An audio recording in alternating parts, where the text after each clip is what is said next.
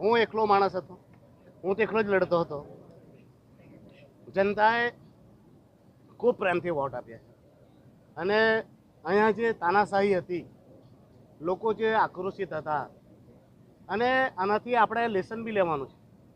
જે રીતે લાલુભાઈ જે વખતે જીત્યા હતા, કેટલા વોટોથી જીત્યા હતા. આજે લાલુભાઈએ હારનો સામનો કરવો પડ્યો તો ખાલી અને ખાલી એટલે કે જ્યારે જનતા દુઃખી હતી, તકલીફમાં હતી, ત્યારે લાલુભાઈ બોલ્યા નહીં.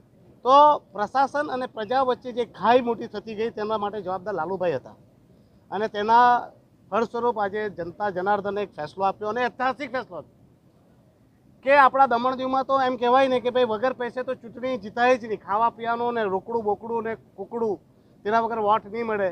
અને મારી દમણ-દીવની જનતાએ ખૂબ જ પ્રેમથી મને એક ઐતિહાસિક ફેસલા તહત મને ચૂંટણીમાં જીતાડ્યો છે. તો આપ સૌના માધ્યમથી મારી દમણ-દીવની જનતાને તહે દિલથી આભાર વ્યક્ત કરું.